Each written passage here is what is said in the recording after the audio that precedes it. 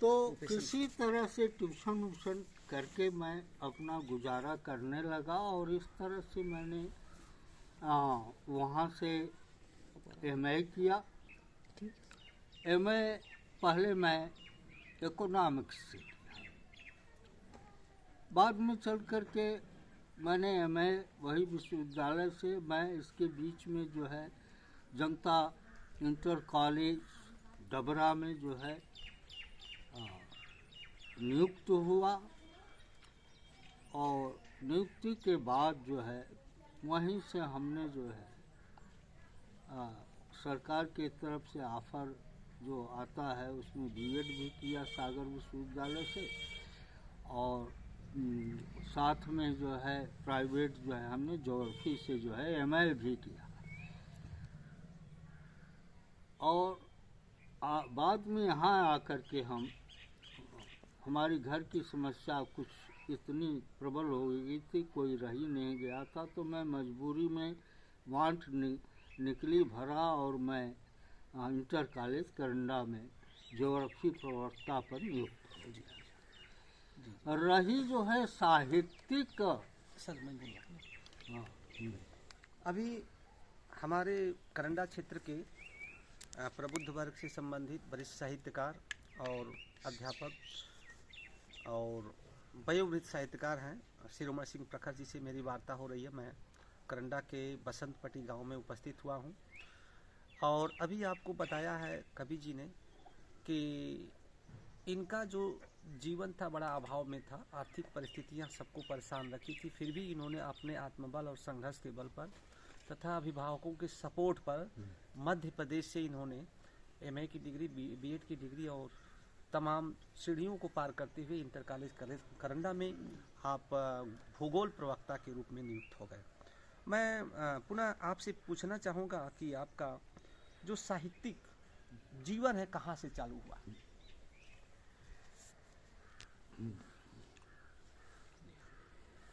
जहाँ तक मेरे साहित्यिक अभिरुचि का सवाल है, मैं थोड़ी बहुत रचनाएं जो है इंटर के बाद जब मैं यशु में पढ़ने लगा तो इस तरह की कुछ प्रेरणा हमको अंतः से जागृत होने लगी कि हमें कुछ जो है लिखना चाहिए। तो वहीं से मैं कुछ न कुछ लिखता रहा। लेकिन जब मध्य प्रदेश में मैं था तो उस समय वहाँ पर जो है कुछ रचनाकारों से हमारी संपर्क हुआ। उन रचनाकारों में मेरे द्वारा ही बुलाए गए रेतुलपुर के एक रमाशंकर राय थे, जो हमारे इंटर कॉलेज करंडा के वाइस प्रिंसिपल श्री राम सिंहासन स्वर्गीय श्री राम सिंहासन राय के पुत्र थे। अब वो भी नहीं रहे, उनकी बरसी मनाई जाती है, उस पर साहित्यिक गतिविधियाँ होती हैं। जी। तो रमाशंकर राय और हम मिलकर के और साथ में एक राम गोपाल जो है तिवारी थे, जो उपन्यास भी कई लिखे। तो एक संस्था का हम लोगों ने निर्माण किया। कुछ दिन जो है इस तरह से पाक्षिक जो है उसका क्या नाम था वो पत्रिका? हाँ, उसका नाम है तो चलिए कोई बात नहीं, हमको याद ध्यान नहीं आ रहा है। उसकी कोई किताब है जो हाँ, क्या नाम था उसका? मनीषा। हाँ, मनीषा नाम की। मनीषा से आपका संबंध जुड़ा ना? और उनके संस्थापकों में हम लोग थे, ठीक। हम और रमाशंकर राय, राम गोपाल जी जी, तिवारी, है ना, फाउंडर मेंबर थे। हाँ, फाउंडर मेंबर। और आज वो संस्था कि अपना एक स्थान हो गया है, भवन हो गया जी, है, जी, और कई लोगों की रचनाएं जी जी उस संस्था के माध्यम से प्रकाशित हुई हैं। जी जी जी, दुर्भाग्य ये रहा कि स्थापना के बाद जो है हमको यहाँ, यानी आप स्थापना, उस संस्था की स्थापना के 2-3 वर्ष बाद ही मजबूरी में जी, जी, मुझको जी। घर वापस आना पड़ा, जी, जी। इंटर कॉलेज करंडा को ज्वाइन किया। जी जी। तो साथियों, मैं शिरोमणि सिंह प्रखर से वार्ता कर रहा हूँ। ये पहला प्रश्न था इनका जीवन परिचय, दूसरा था कि साहित्यिक अभिरुचि कैसे जगी, और गाजीपुर से निकलकर एमपी में चले गए। एमपी में इन्होंने शिक्षा दीक्षा लिया और साहित्यिक अभिरुचि जो है मनीषा नामक पत्रिका से हुआ।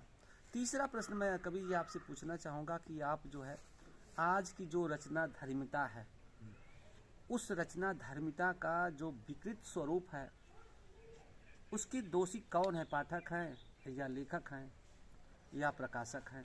हम पूछना चाहेंगे आपसे। आप जी बस वैसे इसको मैं पकड़ लेता हूँ, आप उसको पकड़, बोलिए, आप बोलिए इसको। हाँ, इसको छोड़ दीजिए, यहाँ से बस। हाँ इस अंचल में गहमरी जी जैसे भोजपुरी के रचनाकार भी रहे, भोलानाथ गहमरी भोलानाथ गहमरी, जी, जो आज हमारे बीच नहीं है, उनके साथ भी बैठने का मुझे मौका मिला। यद्यपि मैं भोजपुरी जो काव्य है या रचनाएं हैं, जी जी, या उससे जुड़ी रचना धर्मिता है, उससे मैं जुड़ नहीं पाया। मैं गद्य हो अथवा पद्य हो, खड़ी बोली ही मेरे काव्य का, या उर्दू मिश्रित गज़लें हों, हैं, तो कहने का तात्पर्य ये है कि आज की जहाँ तक रचना धर्मिता का प्रश्न है, हमें लगता है कि इसमें भी गिरोह बंदी हो गई है, गुटबंदी हो गई है जी, और बहुत से ऐसे भी रचनाकार हैं जो बहुत आगे निकल सकते हैं, लेकिन उस गुटबंदी और साहित्यिक जो मूल्य है, क्योंकि भोजपुरी के गीतों को मैं जब कभी कभी सुनता हूँ तो ऐसा लगता है कि साक्षात जो है फूहड़पन जो है साकार हो रहा हो। इसलिए मैं थोड़ा इस निराशा के साथ भी भोजपुरी से नहीं जुड़ पाया। ये जो मैंने प्रश्न किया था आपसे कि और ये जो फुहड़पन है या हाँ, जो विकृति आई है, यथार्थ है और जो समस्याएं हैं,